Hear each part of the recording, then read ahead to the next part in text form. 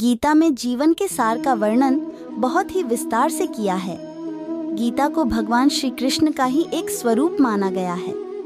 गीता में मनुष्य के जीवन को सफल बनाने के लिए वर्णन किया गया है। जीवन में सफलता प्राप्त करने के लिए हमें कड़ी मेहनत करना पड़ता है। हमारे जीवन में कभी अच्छा समय आता है और कभी बुरा समय का सामना करना पड़ता है। इसलिए हर किसी की जिंदगी में बुरा समय आता है। ऐसा समय जब आपको लगता है जैसे दुनिया का सारा बोझ आपके नाजुक कंधों पर ही आ गया है और अब उसे ज़्यादा दिनों तक नहीं उठा सकती। यह समय आपको हताश और परेशान कर सकता है, लेकिन आप पराजित नहीं कर सकता है। चाहें तो इसे हराकर नए सिरे से अपनी ज़िंदगी शुरू कर सकती हैं। ज़िंदगी के बुरे समय पर जीत हासिल करने में ये कुछ तरीके आपकी मदद कर सकते हैं। जब आपकी ज़िंदगी में बुरा समय आए तब प्रार्थना या मेडिटेशन से आप सारी नकारात्मकता को दूर कर सकती है। जब आप कुछ समय एकांत में अकेले बिताएंगी तो आपको आराम मिलेगा और आप सही ढंग से सकारात्मक तरीके से सोच सकेंगे। इस तरह से आप अपने बुरे समय से बाहर निकल सकेंगे। जिंदगी में जब कुछ बुरा हो तब खुद से बात करें। अपनी जिंदगी के अच्छे और सकारात्मक समय के बारे में सोचें। याद करें कि आप पहले अपने बुरे दिनों से किस तरह से बाहर निकली थीं। खुद को याद दिलाएं कि आप पहले कितनी मजबूत थीं और अब कितनी मजबूत हैं। खुद से बात करके आप अपने बुरे समय से बाहर निकलने के रास्ते खोज सकती हैं। जब चीज़ें आपके हक में ना हों और आपका समय बुरा चल रहा हो तब खुद का ख्याल रखना ज़रूरी होता है।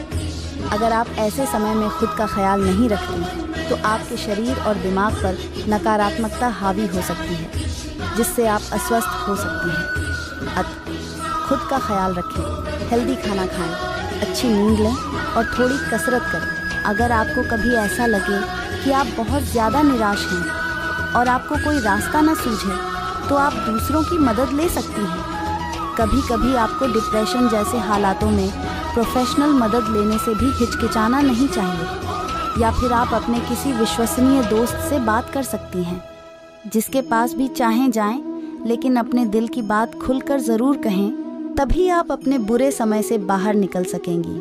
कभी कभी सिर्फ अपनी सोच बदलने से ही आप अपने बुरे समय को मात दे सकती हैं। कभी कभी महज अपने बुरे अनुभवों को सकारात्मक सोच में बदलने से आप बुरे समय पर जीत हासिल कर सकती हैं। इसके लिए आपको यह सोचना है कि आपने अपने अनुभवों से क्या सीखा।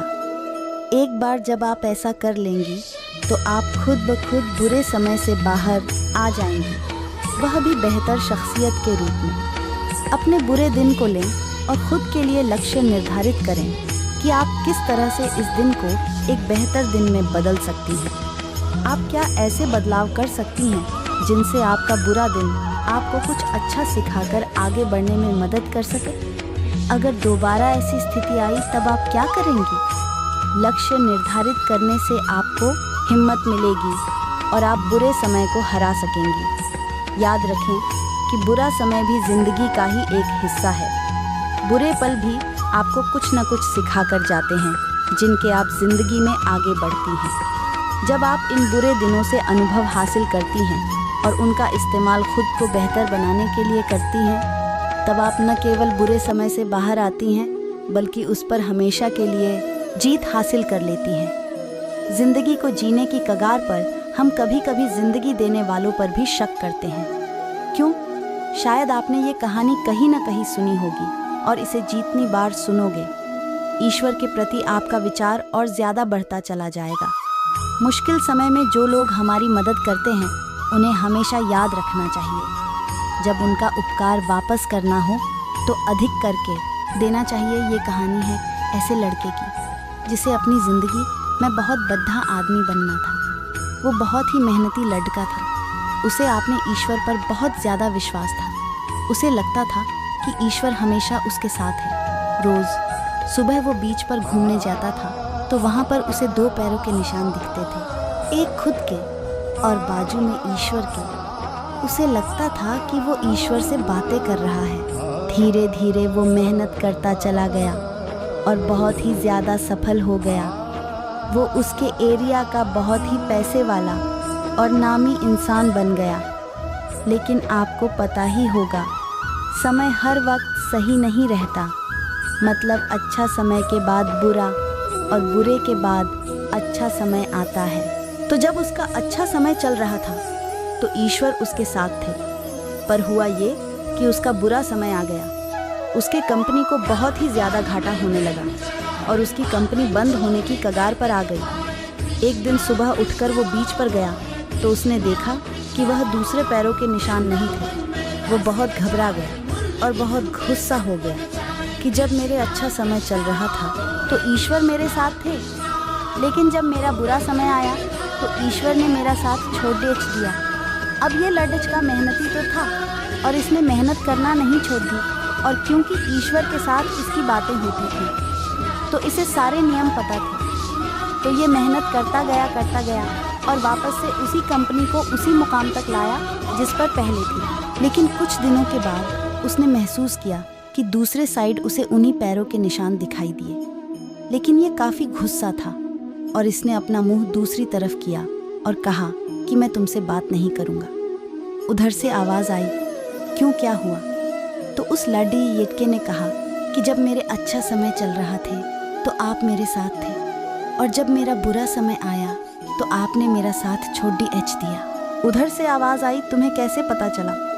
उसने कहा कि जब मेरा अच्छा समय था तो मुझे 2 पैरों के निशान दिखे, एक मेरे और एक आपके, लेकिन जब मेरा बुरा समय आया तो एक ही पैर के निशान मुझे दिखे जो कि मेरे थे। उधर से आवाज़ आई, नहीं, जब तुम्हारा अच्छा समय चल रहा था तो भी मैं तुम्हारे साथ था, और जब तुम्हारा बुरा समय चल रहा था तो भी मैं तुम्हारे साथ था। जब तुम्हारा बुरा समय चल रहा था तो तुम्हें एक ही पैर के निशान दिखे, वो तुम्हारे नहीं मेरे पैरों के निशान थे। उसे आश्चर्य हुआ कैसे। उधर से आवाज़ आई कि जब तुम्हारा बुरा समय चल रहा था तो मैंने तुम अपनी गोदी में उठाया था और तुम्हारे दोनों पैर ऊपर की ओर थे, और जो निशान थे वो मेरे पैरों के थे। मुझे लगता है कि ये कहानी आपको समझ आई होगी कि ईश्वर हमेशा हमारे साथ है, चाहे अच्छा समय हो या बुरा।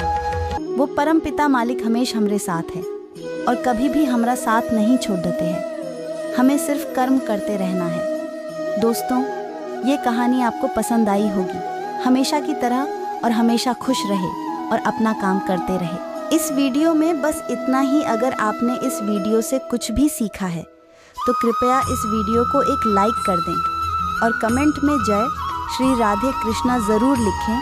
अगर आप इस चैनल पर नए हैं और आप ऐसी वीडियो और देखना चाहते हैं तो कृपया चैनल को सब्सक्राइब करें और नोटिफिकेशन बेल आइकॉन को ऑल पर सेट कर लें, ताकि हमारे सभी नए वीडियो के नोटिफिकेशंस सबसे पहले आपके पास आ जाए। आपका समर्थन हमारे लिए बेहद ही महत्वपूर्ण है। श्री कृष्ण की कृपा आपके साथ सदैव बनी रहे। धन्यवाद। जय श्री कृष्ण।